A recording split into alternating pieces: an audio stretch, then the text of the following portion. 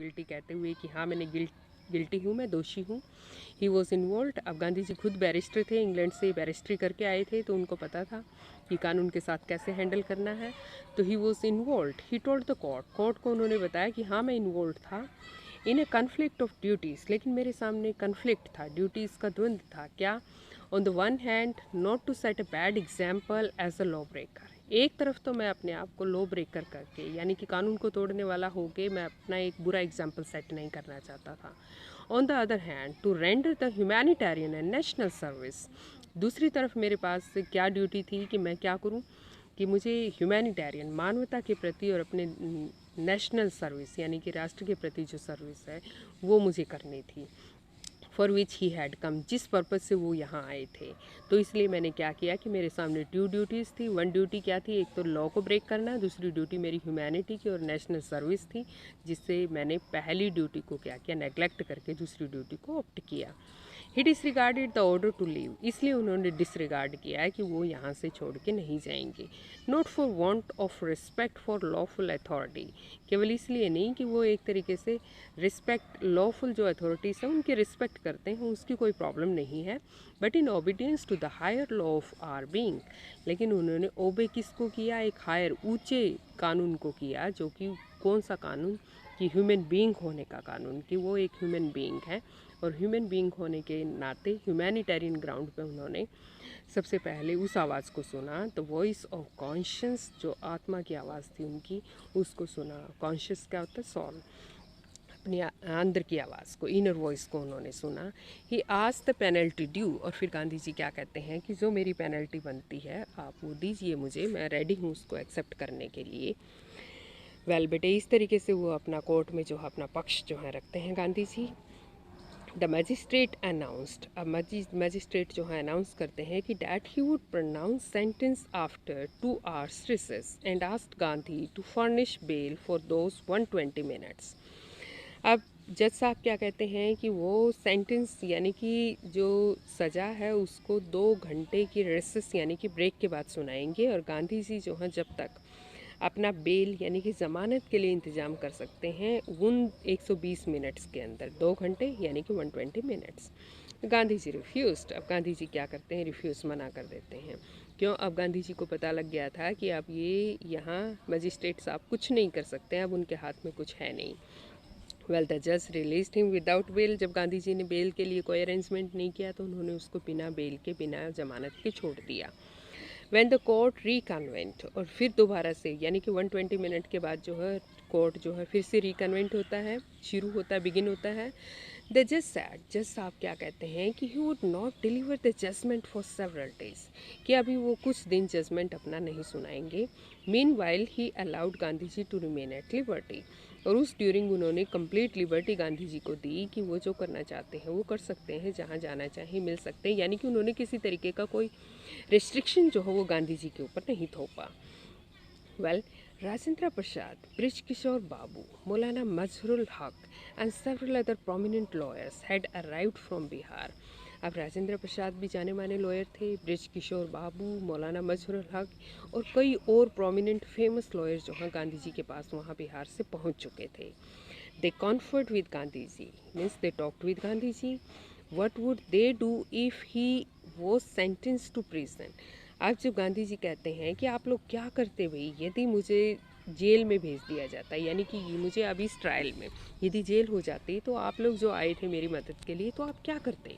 Gandhi asked, ऐसा गांधी जी उनसे पूछते हैं। Why? The senior lawyer replied, they had come to advise and help him, if he went to jail there would be nobody to advise and they would go home. तो कैसे कितना frankly जवाब देते हैं सीनियर लॉयर। वो ये कहते हैं कि यहाँ हम आपकी मदद करने के लिए और आपको एडवाइस करने के लिए आए थे, यदि आप ही जेल चले जाते तो यहाँ कोई होता नहीं जिसको हम एडवाइस करते, सलाह देते, तो हम अपने घर वापसी चले जाते। सिंपल है, it is as simple as that. Well, what about the injustice to the sharecroppers, Gandhi ji demanded. फिर गांधी जी डिमांड करते हुए कहते हैं कि जो अन्याय किसानों के साथ हो रहा है फिर उसका क्या होता? The lawyers withdrew to consult. अब लॉयर्स जो हों वो अपने आप की यानी कि जो कंसल्ट दे रहे थे, जो सलाह दे रहे थे, उससे विड्रू करते हैं। अब Rajendra Prasad has recorded the upshot of their consultations. अब राजेंद्र प्रसाद जो है वो रिकॉर्ड कर रहे थे जो भी अपशॉट, यानी कि जो भी अपडेट्स आ रही थी उसकी, जो भी कंसल्टेशंस उस टाइम पे चल रहा था, सलाह मशवरा उसकी। And they thought amongst themselves that Gandhi was totally a stranger, and yet he was prepared to go to prison for the sake of the peasants. If they, on the other hand, being not only residents of the adjoining districts, but also those who claimed to have served these peasants, should go home, it would be shameful desertion. Okay, desertion. Yes, CBT.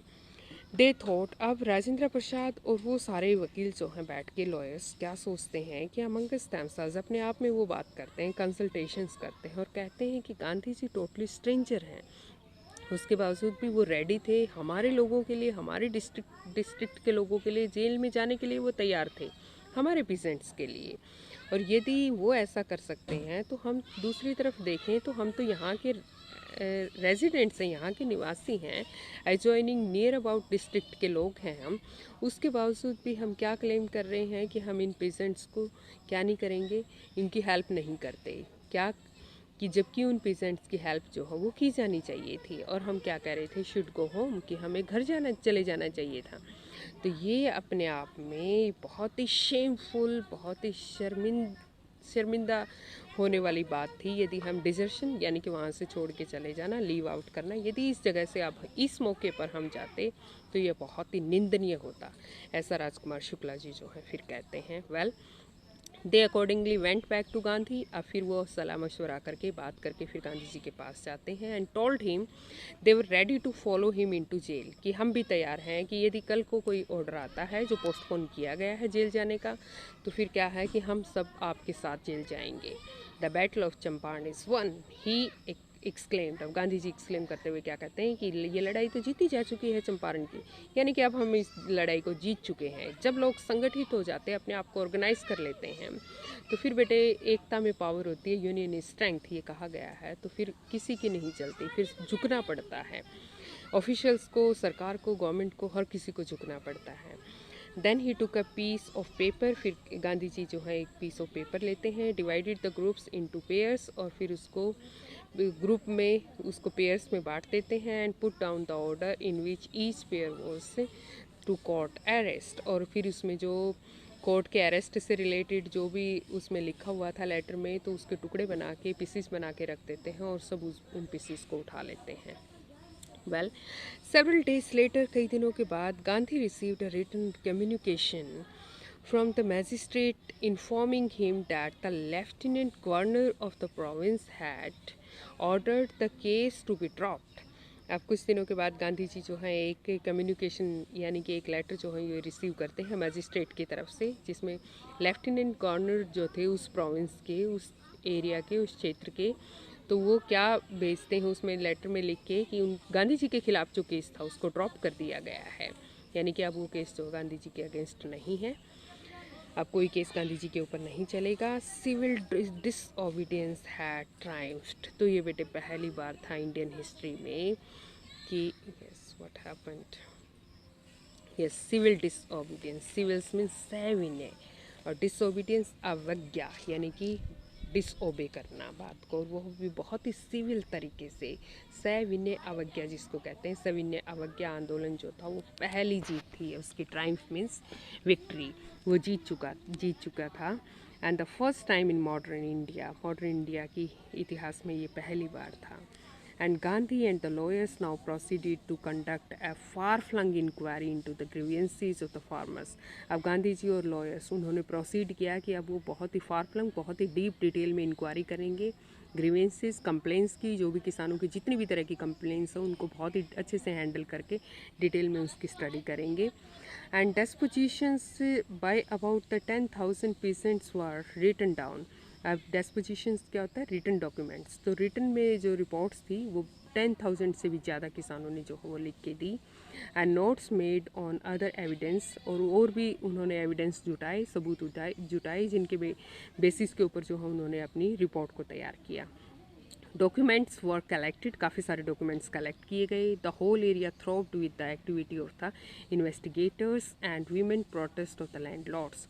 और पूरे area में throbbing चल रही थी, मानो एक बहुत ही बड़ी हलचल चल रही थी। बहुत सारे इन्वेस्टिगेटर्स आ रहे थे चीज़ों को इन्वेस्टिगेट करने के लिए, और वीमेन बहुत ही एक एंग्री प्रोटेस्ट जो है वो लैंडलॉर्ड्स भी कर रहे थे कि उनके खिलाफ इतना कुछ किया जा रहा था।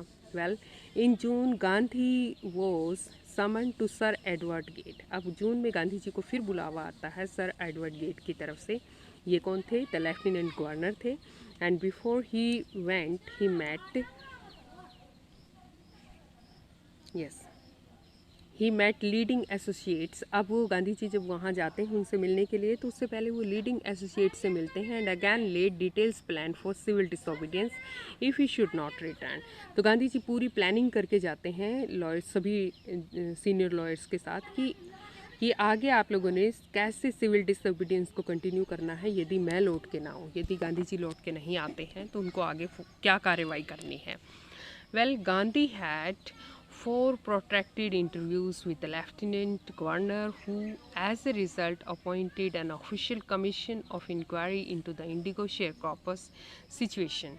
अब बेटे गांधी जी जो है प्रोटेक्टेड क्या होता है? लॉन्ग, काफ़ी लंबे लंबे 4 इंटरव्यू चलते हैं गांधी जी के लेफ्टिनेंट गवर्नर के साथ, और जिसमें जो है रिजल्ट क्या निकलता है फिर उस मीटिंग का कि एक ऑफिशियल कमीशन जो है वो बैठाया जाता है, वो इंक्वायरी करेगा इंडिगो के जो भी शेयर क्रॉपर्स की जो सिचुएशन रही है उससे रिलेटेड। अब the commission consisted of landlords, और इस कमीशन में लैंडलॉर्ड्स को शामिल किया गया, गवर्नमेंट ऑफिशियल्स को शामिल किया गया, and Gandhi as the sole representative of the peasants.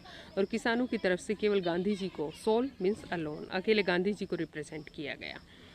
Well, Gandhi remained in Champaran for an initial uninterrupted period of 7 months।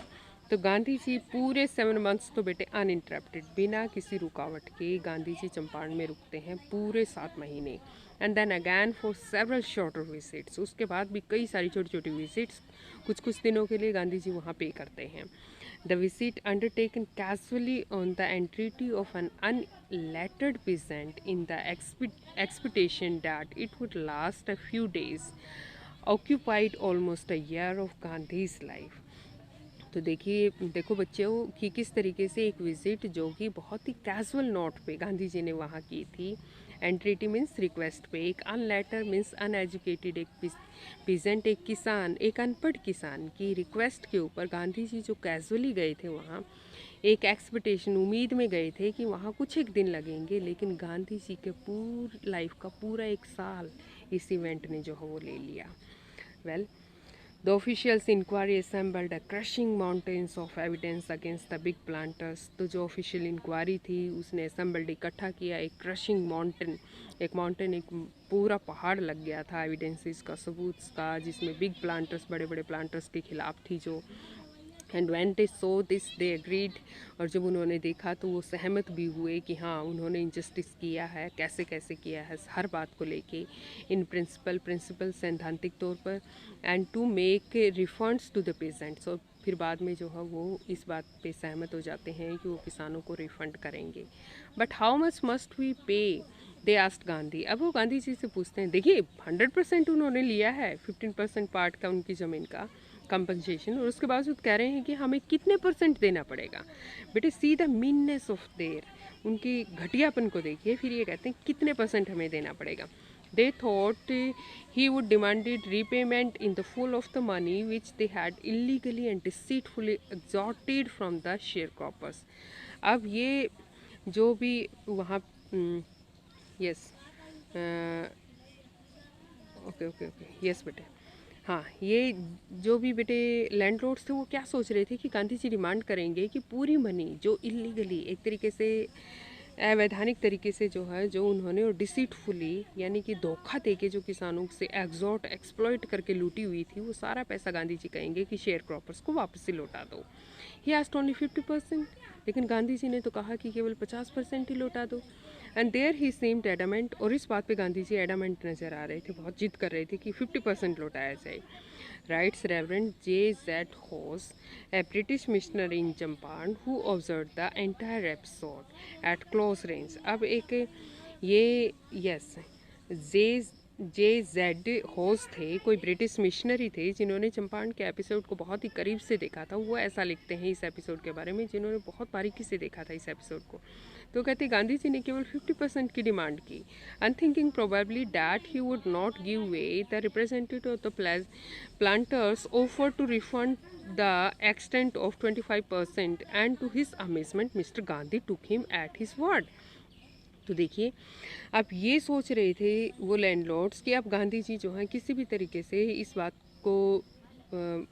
बात के लिए राज़ी नहीं होंगे कि 50% से कम दिया जाए। लेकिन उसके बावजूद भी वहाँ पर जो रिप्रेजेंटेटिव था प्लांटर्स का, यानी कि एक लैंडलॉर्ड, उसने क्या ऑफ़र किया कि वो 25% लौटा देंगे किसानों को। यूँ देखिए बेटे, उनके हद थी ये, उनकी ये मीननेस की, उनकी चीपनेस की, कि पहले तो वो 50% ऑलरेडी गांधी जी ने आधे पैसे डिमांड किए, उसके बावजूद भी वो कह रहे हैं कि वो 25% लौटा देंगे। और वो हैरान हो गए इस बात को देख के कि गांधी जी ने ये कहा कि ठीक है, तुम 50% नहीं देना चाहते तो 25% ही लौटा दो, एंड दस ब्रेकिंग द डेडलॉक। और जो ये डेडलॉक इतनी लंबी, जो ये एक प्रॉब्लमेटिक जो एक मुद्दा चल रहा था, उसको गांधी जी ने इस तरीके से उसको ब्रेक किया, तोड़ा। Well, this settlement was adopted unanimously by the commission. अब कमीशन ने भी इसको unanimously एक मत से इसको स्वीकार कर लिया। और Gandhi explained that the amount of the refund was less important than the fact that the landlords had been obliged to surrender part of the money and with it part of their prestige. अब गांधी जी ने जो एक बहुत important बात यहाँ पे कही वो ये थी बच्चों, कि गांधी जी ने एक्सप्लेन करते हुए कहा कि पैसा इंपॉर्टेंट नहीं है।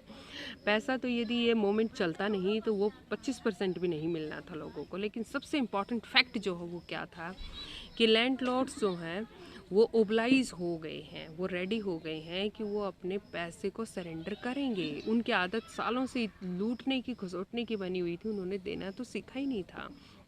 और अब वो उन्होंने, उनकी प्रेस्टीज, उनकी शान में भी ये बात जो है वो है कि अब उनकी शान भी झुकी है, कि उनको झुकना पड़ा है, वो सबसे इम्पॉर्टेंट है। And therefore as far as the peasants were concerned, और जहाँ तक किसानों का सवाल है, the planters had behaved as lords above. अब तक इन्होंने, प्लांटर्स ने जो है अपने आप को क्या किया है, लॉर्ड्स अबव द लॉ, कि वो अपने आप को लॉर्ड मानते थे, भगवान की तरह मानते थे, कानून से भी ऊपर मानते थे। उस चीज़ को क्या किया गया है, शेकन किया गया, हिलाया गया है। उनकी वो इमेज जो है वो किसानों के बीच में टूट गई है। अब किसानों ने डरना छोड़ दिया है। Now the peasant so that he had rights and defenders. अब पीजेंट को, किसान को पता चल गया कि उनके भी अधिकार हैं और उनके डिफेंडर्स हैं, यानी कि उनको भी डिफेंड करने वाले हैं, बचाने वाले हैं, उनके अधिकारों की रक्षा करने वाले भी हैं।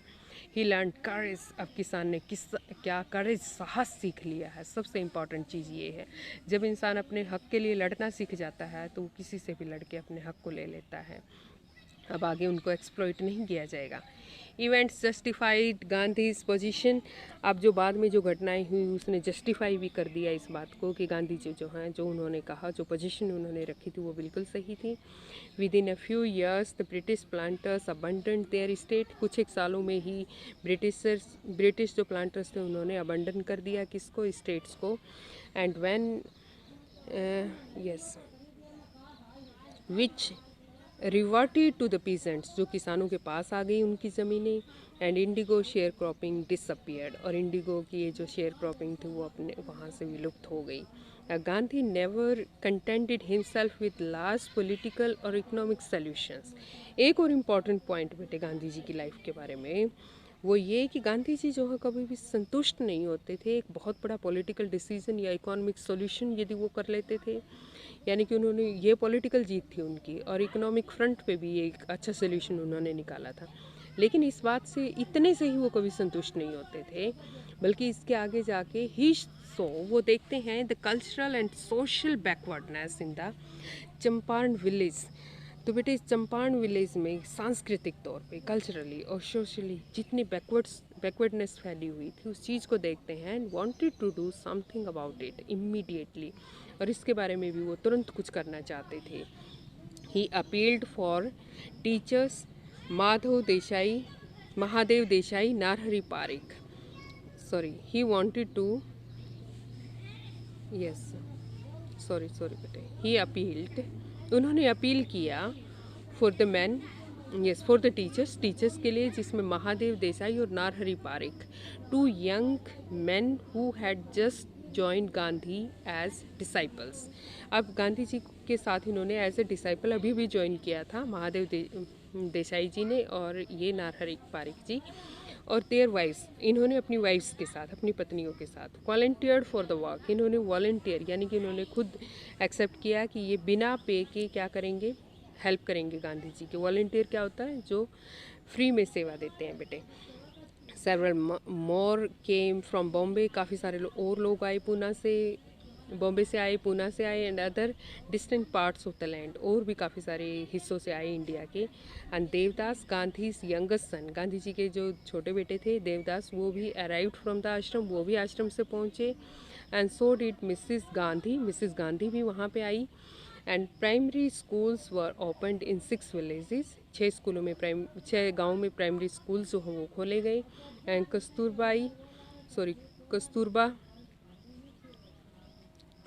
यस, जो इनकी वाइफ थी कस्तूरबाई, ये इन्होंने टॉट द आश्रम rules on personal cleanliness and community sanitation. तो बेटे इन्होंने, कस्तूरबा बाई ने, इन्होंने क्या किया कि आश्रम में जो रूल्स थे, क्या पर्सनल क्लीनिनेस से कैसे अपने आप को साफ़ सुथरा रखना है, कम्युनिटी का, पूरी कम्युनिटी का क्या सैनिटेशन, उसकी साफ़ सफाई को कैसे रखना है, तो वो चीज़ें भी इन्होंने सिखाई।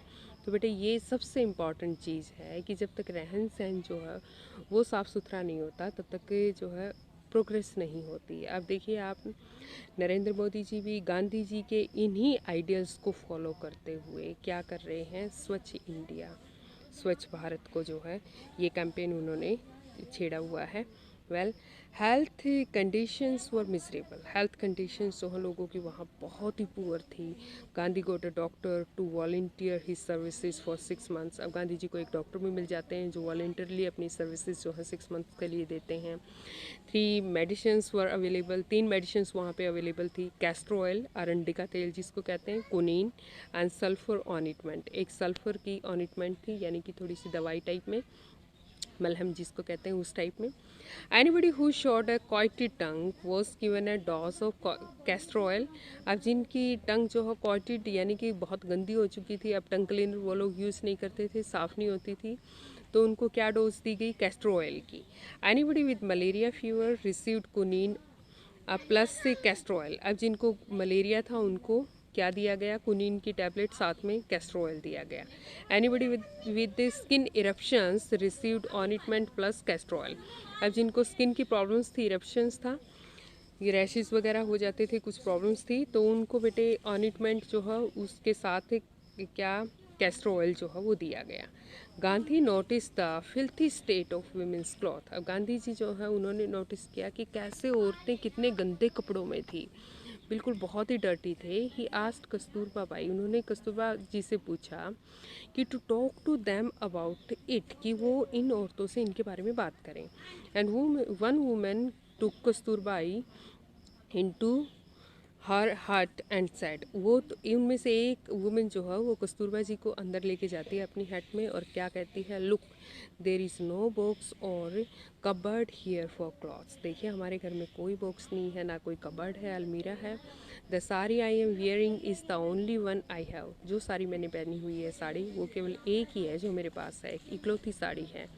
And during his long stay in Champaran, और चंपारण में इतने लंबे स्टे में Gandhi captain long distance watch on the आश्रम, कि इतने लंबे स्टे तो वो रहे ही गांधी जी, लेकिन उसके बावजूद भी गांधी जी ने जो आश्रम से भी अपनी नज़र जो है वहाँ पे बनाए रखी।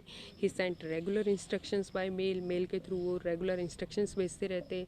एंड टास्क फॉर फिनेंशियल अकाउंट्स, और वहाँ के जो फाइनेंशियल अकाउंट्स थे उनको भी चेक करते। And once he wrote to the residents that it was time to fill in the old latrine trenches and dig new ones, otherwise the old ones would begin to smell bad। और तो वहाँ गांधी जी जो है लेट्रिन्स भी begin करा के आए थे, और तो वहाँ के रेजिडेंट्स से जो है एक बार गांधी जी यहाँ तक भी पूछते हैं, यहाँ तक भी सूचना देते हैं कि उनको ओल्ड लेट्रिन्स के जो ट्रेंचेस गड्ढे हैं उनको भर देना चाहिए, उनको बंद कर देना चाहिए, ताकि नए गड्ढे जो हों वो खोदे जा सके, और नहीं तो वो बैड स्मेल जो है वो देना शुरू कर देंगे। देखिए किस लेवल तक गांधी जी ने जो है वहाँ लोगों की मदद की। सी फर्दर बेटे। Yes, the Champaran episode was the turning point in Gandhi's life. अब ये चंपारण का एपिसोड जो था इंडिया में, वो टर्निंग पॉइंट था गांधी जी के लिए। हालांकि वो काफ़ी कुछ साउथ अफ्रीका में करके आए थे उससे पहले। What I did he explain was a very ordinary thing. अब गांधी जी एक्सप्लेन करते हुए क्या कहते हैं, जो मैंने किया वो ही बहुत आम बात थी। And I declared that the British could not order me about in my own country। वो ये कि मैंने अब डिक्लेयर कर दिया था कि ब्रिटिश लोग मेरे देश में रहते हुए मुझे ऑर्डर नहीं दे सकते, और ये बहुत बड़ी बात थी बेटे। But Champaran did not begin as an act of defence. तो चंपारण जो हो वो एक तरीके से डिफेंस का, बचाव का कोई एक्ट नहीं था। ये उन्होंने बहुत ही हिम्मत के साथ क्या किया था, यहाँ पे फाइट किया था। It grew out of an attempt to alleviate the distress of the large numbers of poor patients. तो ये अपने आप में ये जो एक मूवमेंट जो है वो बना, वो कोशिश थी जिसमें एलिविएट यानी कि उसको ख़त्म करने के लिए, क्या चीज़, जो डिस्ट्रेस था इतनी बड़ी तादाद में पुअर पेशेंट्स के साथ जो अन्याय हो रहा था, उसको ख़त्म करने के लिए किया गया। And this was the typical Gandhi pattern. और ये गांधी जी का अपना टाइप का एक टिपिकल पैटर्न था। His politics were intertwined with the practical day to day problems of the millions. तो उनकी जो पॉलिटिक्स थी, जो राजनीति थी, वो इंटरवीन्ड थी, वो गुथी हुई थी किस चीज़ के साथ, कि प्रैक्टिकल डे टू डे जो प्रॉब्लम्स थी मिलियंस ऑफ लोगों की, तो उसको साथ में एड्रेस करते थे Gandhi ji. And his was loyalty to abstractions। yes, his was not a loyalty to abstractions। उनकी लॉयल्टी वो एब्स्ट्रैक्शंस के प्रति नहीं थी, यानी कि वो एब्स्ट्रैक्ट चीज़ों में बिलीव नहीं करते थे, यानी कि खाली आइडियाज़ में, आइडियोलॉजी में बिलीव नहीं करते थे। It was a loyalty to living human beings. Human जो जिंदा ह्यूमन बींग्स थे उनके प्रति लॉयल्टी में वो बिलीव करते थे कि उन लोगों के लिए वो वास्तव में कुछ करते थे, ग्राउंड पे रह के कुछ करते थे, ग्राउंड लेवल पे। इन एवरीथिंग गांधी डिड मोreover he tried to mold a new free Indian who could stand on his own feet and thus make India free। तो इन एवरीथिंग, हर चीज़ में गांधी जी ने जो कुछ भी किया, इसके अलावा जो उन्होंने मोल्ड किया एक फ्री इंडिया को, वो कैसे कि लोग अपने पैरों पे खड़ा होना सीखें और कैसे इंडिया को फ्री करना है, वो चीज़ उन्होंने सिखाई। Early in the Champaran action.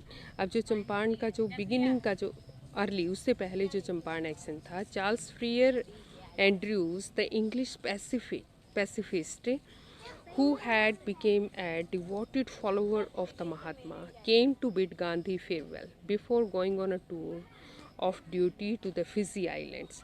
अब बेटे ये चंपारण एक्शन जो हुआ उसके बाद ये जो चार्ल्स फ्रियर एंड्रूज थे, ये एक इंग्लिश पैसिफिस्ट क्या होता है, शांति दूत। ये शांति दूत थे, तो इन्होंने क्या कहा कि ये बहुत डिवोटेड थे गांधी जी के, ये भी गांधी जी के फॉलोअर्स थे। ये गांधी जी को अलविदा कहने के लिए आते हैं, फेयरवेल कहने के लिए आते हैं। तो फिर तो इनको अपने एक दूसरे उसके लिए मूवमेंट के लिए निकलना था, फिजी आइलैंड के लिए। Yes, Gandhi's lawyer friend thought it would be a good idea for Andrews to stay in Champaran and help them। तो एक गांधी जी के जो लॉयर फ्रेंड थे, उन्होंने क्या प्रपोजल रखा कि यदि एंड्रू फ्रियर्स यहाँ कुछ दिन और रुक जाते हैं और यहाँ चंपारण में हेल्प करते हैं लोगों की, तो ये ज़्यादा अच्छा रहेगा।